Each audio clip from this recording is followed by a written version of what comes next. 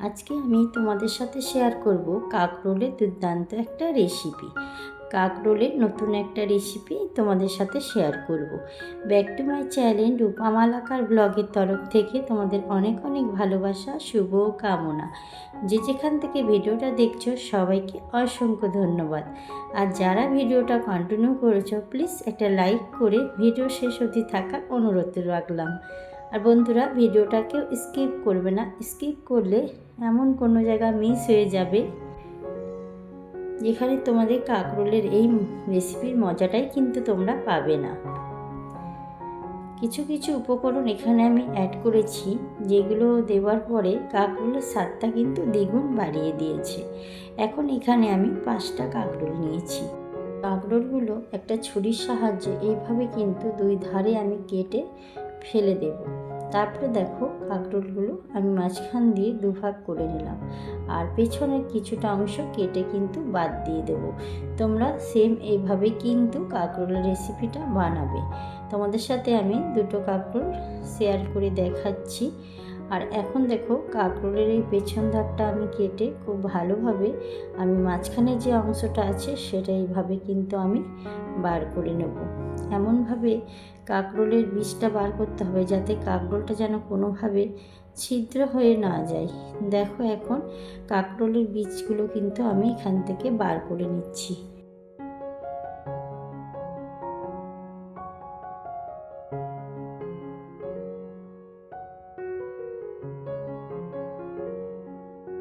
সেমভাবে কিন্তু আরেক পাশের বীজ আমি এইভাবে কিন্তু বার করে নিচ্ছি।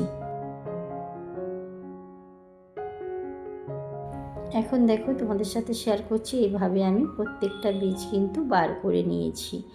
এখন চলো তোমাদের সাথে মূল রেসিপিতে আমি ফিরে যাই।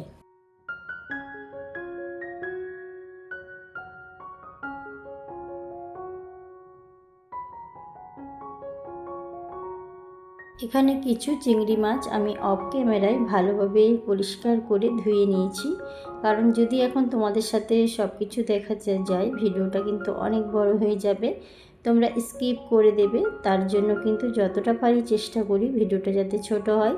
কড়াই দিয়ে দিয়েছি জল, জলটা গরম হয়ে এসেছে। এখন এখানে আমি কাঁকরোলগুলো দিয়ে দিলাম, যেগুলোর বীজ আমি বার করে নিয়েছি। এখন কিছুক্ষণের জন্য এটা আমি জলে ফুটতে দেবো।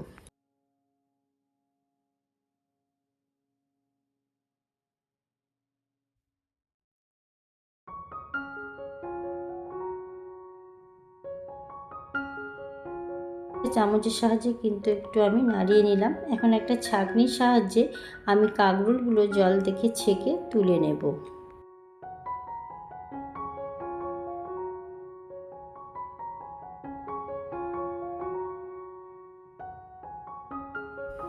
দেখতে পাচ্ছ, আমি কিন্তু কাঁকরোলগুলো এক পাশ থেকে আরেক পাশ উল্টে দিয়েছিলাম। এখন আমি দেখো ছাঁকনার সাহায্যে ছেঁকে খুব ভালোভাবে আমি তুলে একটা প্লেটের মধ্যে এখন আমি রেখে দেব।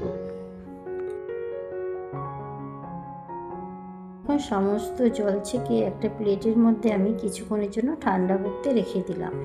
এখন আমি একটা ব্লেন্ডার জারে এখানে নিয়ে নিলাম কাকরোলের যে বীজগুলো আমি একটা ছুরির সাহায্যে বার করে রেখেছিলাম, সেই বীজগুলো এখানে অ্যাড করে দিলাম। দিয়ে দিলাম রসুন আর কিছু কাঁচা লঙ্কা।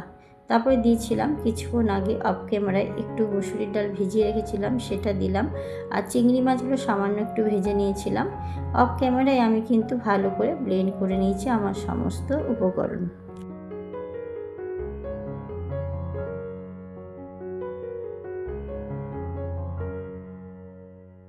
এখন এখানে দিয়ে দিলাম সামান্য ধনে গুঁড়ো, দিয়ে দিলাম সামান্য হলুদ, দিয়ে দিলাম পরিমাণ মতন লবণ। তোমরা এখানে তোমাদের যদি মনে হয় একটু ঝাল লঙ্কা ব্যবহার করলে অবশ্যই ব্যবহার করতে পারো, তবে আমি এখানে কাশ্মীরি লঙ্কা ব্যবহার করেছি। এখন সমস্ত উপকরণ খুব ভালোভাবে আমি মিক্সড করে নিচ্ছি।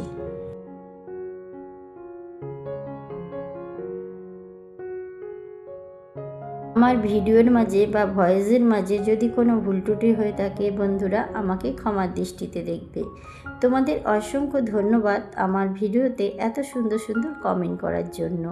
তোমাদের কমেন্ট কিন্তু দ্বিতীয় দিন একটা ভিডিও করার উৎসাহ আমার এনে দেয়। এখন দেখো কাঁকরোলের ভিতরে আমি কিভাবে পুরগুলো সাজাচ্ছি। আর যারা আমার নতুন বন্ধুরা ভিডিওটা কন্টিনিউ করেছো, প্লিজ একটা সাবস্ক্রাইব করে আমার পাশে থেকো, আমি অবশ্যই তোমাদের পাশে আছি। এখন দেখো একটা চামচের সাহায্যে এইভাবে সমস্ত পুর আমি খুব ভালোভাবে এখানে অ্যাড করে দিচ্ছি। যেই উপকরণগুলো আমি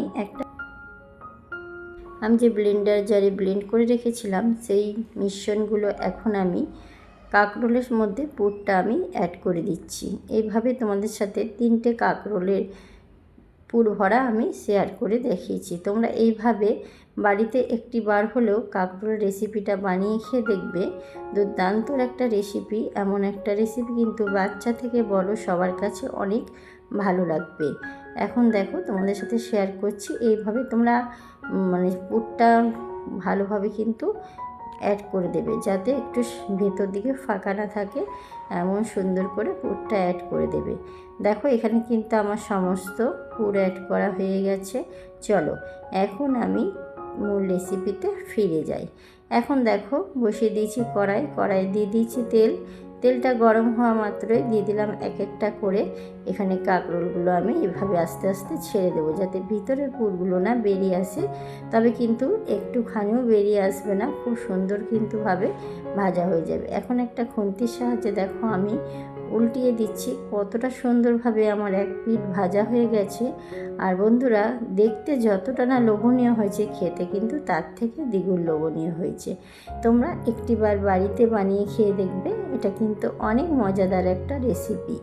এরকম একটা রেসিপি থাকলে দুপুরের ডাল আর এরকম একটা যদি কাঁকরোলের রেসিপি থাকে, ভাত কিন্তু এক প্লেট নিমেষে মাত্র কখন শেষ হয়ে যাবে তোমরা কিন্তু বুঝতেই পারবে না।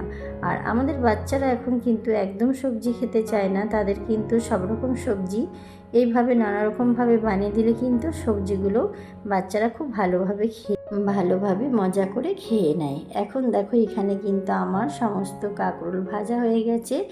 আজকের রেসিপিটা তোমাদের কাছে কেমন লাগলো তোমরা অবশ্যই আমাকে একটা কমেন্ট বক্সে জানাবে। আর খেতে কিন্তু অনেকটা মজা হবে। তোমরা একটিবার বাড়িতে অবশ্যই বানাবে, তারপরে তোমরা একটা কমেন্টে জানিয়ে যাবে যে আমার কাঁকরোল রেসিপিটা তোমাদের কাছে কেমন লেগেছিল। আগে বানিয়ে খাবে, তারপর একটা কমেন্ট করে যাবে। এখন দেখো আমি তোমাদের সামনে একটা প্লেটে সার্ভ করে আমি দেখিয়ে দিচ্ছি যে কাঁকরোল রেসিপিটা কতটা মজা হয়েছিল। সবাইকে অসংখ্য ধন্যবাদ আমার ভিডিও জুড়ে এতক্ষণ ধরে থাকার জন্য। সবাই ভালো থেকো, সুস্থ থেকো।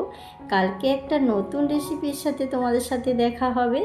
সবাইকে অসংখ্য ধন্যবাদ আমাকে এতটা ভালোবাসা দেওয়ার জন্য। রূপা মালাকার ব্লগের তরফ থেকে তোমাদের অনেক অনেক ভালোবাসা। আজকের মতো এখানেই বিদায় নিলাম, সবাই কাছে টাটা।